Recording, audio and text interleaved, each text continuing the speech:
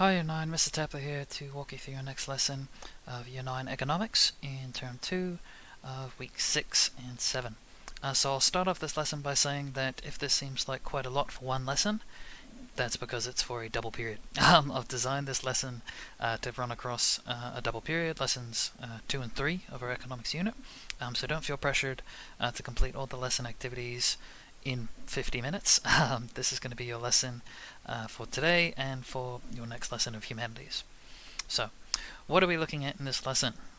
Our learning intention is to develop our understanding of the circular flow model, and our success criteria is to define the different elements of the circular flow model and identify interconnection between the different economic sectors. So, the circular flow model explains how the different participants in the economy interact with each other to help create a successful economy. So one that grows and one that produces money, obviously. So basically, all the people you see out there in the world outside your window, people who are buying things, people who are selling things, the government, all of those people are part of the economy. They're part of the circular flow model. And there are three main groups in that circular flow model, and how they interact with each other and what they do for the economy is how our country runs, how we continue to turn the lights on and pay our bills, etc. The three main groups or sectors that influence the economy are households, businesses, and government. And these different groups engage in different activities that lead to economic growth. So by producing goods and services, by businesses producing goods and services, by creating income, so earning wages and business profits, and then by purchasing goods and services, all those big three things there, so purchasing, creating, and creating income, creating money, all of those three activities lead to our country experiencing economic growth. So our country is a better place, a more prosperous, more wealthy place because of those different people, different groups, and because of these three activities that they engage in. So I'm going to break it down one by one. So what does the household sector do, the business, the government? And again, as this is a double period, feel free to stop at some point and then come back to it during the next period. You can skip ahead in the slides to see how much you're completing before the lesson activities. My advice is to watch through the video in the first lesson, see what you can do after the video, and then whatever you haven't finished, finish in the next lesson. So the household sector is the first part of the circular model that we'll be looking at, and that refers to families and individuals. So it's very aptly named the household sector because it's whoever is in the house, basically. So it's families and individuals as consumers. These people purchase goods and services to provide businesses with profits. So that's their role in the economy, is to consume things. However, the household sector also provides labor to help businesses in the business sector produce goods and services. So big stores like Meijer, David Jones, bloody Glen Waverley Secondary College, those people that provide goods and services, those businesses, those producers, they can't do it without the household sector because the people who work at those businesses are from families and they're individuals, they're household sectors. So that's what the household sector does. They consume things, so they buy goods and services, and they provide the business sector with labor, their workers. Goods and services that consumers are willing to purchase is known as consumer demand. So you might have heard of something called supply and demand before. So basically, the amount of things that consumers are willing to purchase or able to purchase is your demand. So for a successful and profitable business to exist, they need to respond to households, to respond to household demand. So for example, if JB Hi-Fi have 1,000 pre-orders for a new laptop, that's the demand. So basically households are saying, hello business sector, we would like to buy 1,000 laptops. That's their demand. That's how much goods and services consumers are willing to purchase. So for a business to be successful, if they make 5 laptops, they're not going to be a successful business. If they make 10 million laptops, they're going to have too much leftover stock and they're not going to be able to earn enough money. So to run a successful and profitable business, and you might learn this in small business, you might learn this in business management when you go into VCE. To run a successful business, businesses have to refer to this concept here, supply versus demand. So if JB Hi-Fi have 1,000 pre-orders for a new laptop, that's their demand. They need to supply, they need to create 1,000 laptops. So it matches those two things there. So that's the household sector. Businesses. So the business sector, these producers, refers to producers who provide goods and services to meet the needs and wants of households. So to create goods and services, businesses need they need different resources. So they can't just be like laptop and then it magically appears. They need land, labor, capital, and enterprise, also called the factors of production. So any business, whether it's a bakery, whether it's a cafe, whether it's a big department store, whether it's a construction company, in order to make their goods and services that they will sell off to consumers to earn money, they need the factors of production. They need different resources. And they're divided into 4 easy to remember resources here. So land. How I remember land in the factors of production is that land is basically anything that comes from the land, that comes from in the ground. So natural resources are used in the production of goods and services. So coal, again, you dig it up from the ground, dig it up from the land. Timber, so wood, minerals, beef, food that's growing on the land, crops, fruit and veggies, all those things are natural resources, and they're classified as being a land factor of production. Labor. Labor is just another word for work. So basically all the work that's being done, human skills and effort required in the production process, that's part of the labor required to make the good and service that the business sector is creating.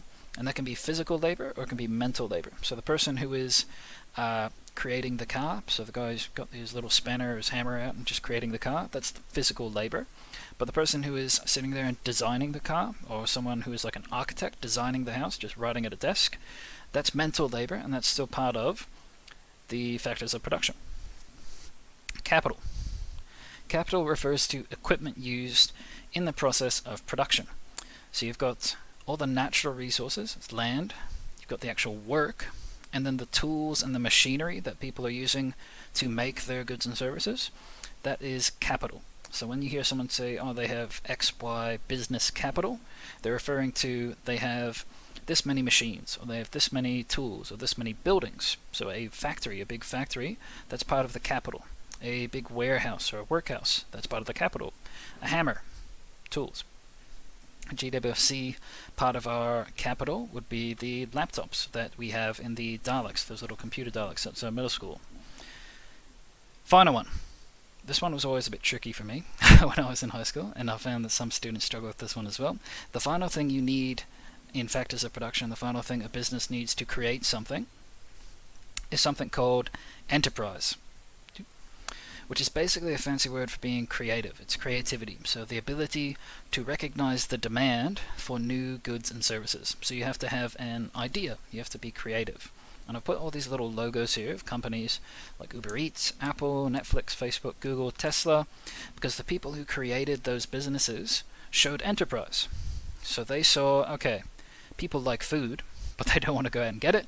So someone with enterprise, someone who was creative, said, I'm going to create a new business called Uber Eats that will deliver food to people elsewhere.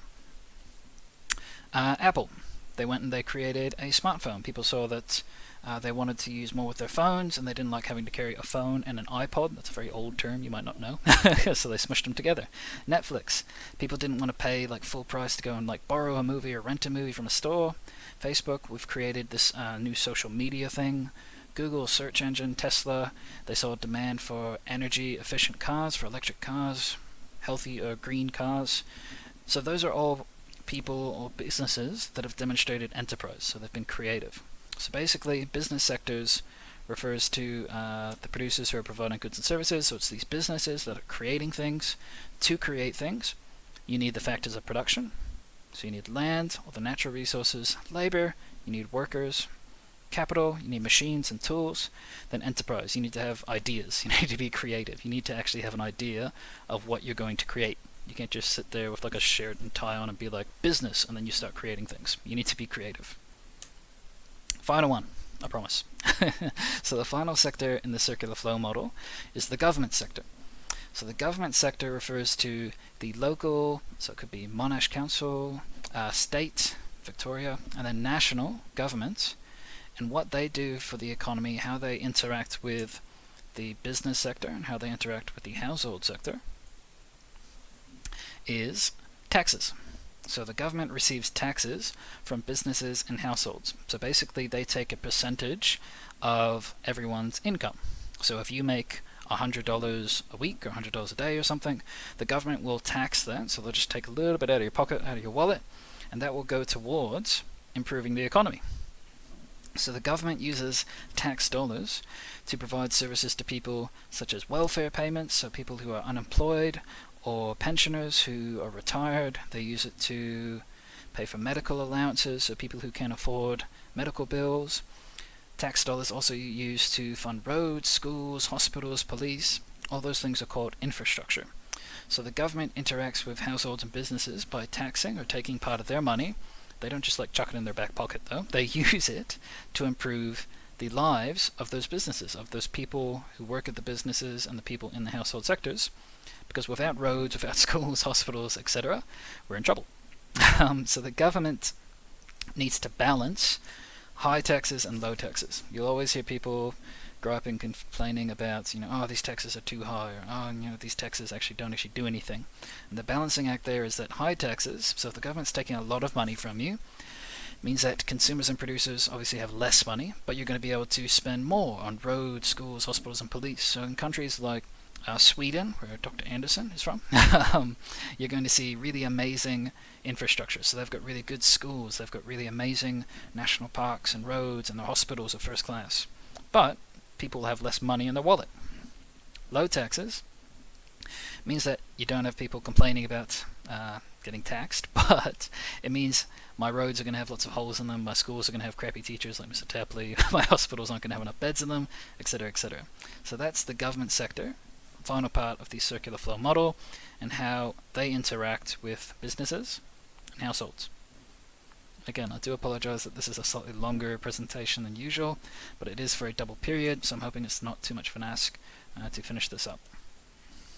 So, just to recap it in one little page, because I'm sure it's all going through one ear and coming out the other. Oh, God. Classy. To recap the circular flow model. The circular flow model explains how the different participants in the economy interact with each other to create a successful economy. So the main groups that influence the economies are households, businesses, and the government. And how they interact is the circular flow model. You've got the household sector, who purchase goods and services, and then they provide labor to the business sector. The business sector produces those goods and services that households are consuming, and they provide wages to the household sector. Because the household sector, the people in the households are working, they get money, they can use that money to buy goods and services, the businesses can use that money to build more goods and services, and then the cycle continues. And then you've got the government who are connected as well, because the government taxes businesses and household and uses those tax dollars to provide services to the people. And I've got that's a very blurry image there. Well, that's good. I've got the GIF from Circle of Life. I was just kind of pointing out it's all connected. Anyway, that image there is from your textbook. So when you go into chapter 22.2, you'll see that image there, and you can see it's just like a little diagram showing how the circular model works, how all those different sectors are connected. And I've tried to replicate that diagram in this example here. So how the circular flow model works. Step 1, you've got these businesses here, these producers, like McDonald's, that create goods and services. So they offer food and drinks at low, low prices. And then you've got consumers, like this handsome woman, that buy the goods and services there. So, to buy more goods and services, consumers in the household sector will then work for businesses, these producers. So I am now working for the businesses, I am providing them with labor. Producers can then use that labor to create more services. They can create more goods and services. I get paid for my work. The producers have made these things, and now I can buy more things. And you can see it's just a big old circle. And then around the circle, all of this is happening, the government is taxing households and businesses to improve everyone's life. So by building hospitals, roads, schools, airports as well, I forgot to mention airports. So yeah, that's my circular flow recap. I'm out of breath and losing my voice. And again, this is a double period, so if you are absolutely mentally drained and it took you about 45 minutes to get through Mr. Tapley's video, maybe you can stop here and come back to these questions in the next lesson, or maybe depending on how much time you have, you can finish exercise 1 in the first period, and then the second half of our double period, or split double period, you can work on exercise 2. But what you are working on in your digital notebook, chapter 22.2, exercise 1, you're looking at questions 1a, b, and c, and questions 2 and 3. And then chapter 22.2, exercise 2, you're looking at questions 1, 2, and 3, and then I'll go through those questions. You guys should know where the textbook is located. It's in Google Classroom and in Compass. And then this is chapter 22.2. You can see it's got information on the circular flow model, so the households, the businesses. That's not the diagram. Don't worry about the financial sector. That's getting a bit more complicated, and I ain't got time for that. Nobody got time for that. So we don't need to worry about that. You can see that's the diagram there that I was referring to. They talk about the government sector now, and that's where we want to end up, though, these questions. Cool. So I've asked for 1, A, B, and C in exercise 1. You can see I cut out D and E because that's related to financial stuff that we don't need to get into. But question 1 is just some simple definitions. So define the following terms and provide an example of each. So 1A is labor. So I've talked about labor in this video and the slides. 1B is resources. So define the term resources, come up with an example. And again, the textbook or the ebook, depending on which one you're using, should have a glossary of terms so you can get some of these definitions from the glossary, hopefully. And then C is consumer demand. So think back to the supply-demand slides that we went over, and that should help you answer that question. And then also in exercise 1, also after question 2 and question 3. Question 2. What do economists, that was a hard word, economists, there we go. What do economists mean when they use the following words? Question 2a is land. So again, land can have a very different definition. Much like any word in the English language, you've got 100 definitions depending on where you're using the word. So land, if I was in geography, if we're doing Year 9 geography, would refer to land, the window there, grass, dirt, mountains, etc. But land in economics refers to something else. It refers to those factors of production that we looked at. So look at that one for 2a. Capital, not a capital city. You're looking for, again, capital when you're looking at economics. So factors of production, what does capital mean? Just one sentence there, nice definition. And then question 3. Why are the household sector and the business sector dependent? So why do they rely on each other? How do they interact with each other? So think back to the circular flow model. What does the household sector, those families, individuals, and houses, what do they do for businesses, and what do businesses do for the households? So hopefully looking at the circular flow model will help you with those 3 questions. And then exercise 2 of chapter 22.2, you're looking at questions 1, 2, and 3. So apply your understanding here. Question 1, explain the concept of demand and its importance to the business sector. So again, I went over some supply and demand with that JB Hi-Fi example and the laptops. That's what that question's asking about there. So the concept of demand, and why is it important for businesses to respond to demand, to respond to supply and demand? What happens if a business does not respond to demand?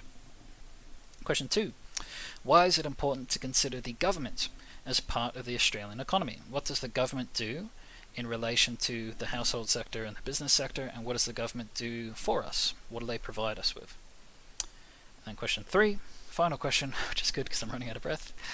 Question 3, explain one way in which a government can influence the economy. So if you answer question 2, you should be able to answer question 3, I would hope. And again, some of this information you find in the slides. If you didn't understand the slides, 1, please let me know so I can change the slides, and 2, go look for the information in your textbook. And yeah, that's all I've got to say, guys. If you have any questions, please let me know. Otherwise, best of luck. Thank you. Cheers.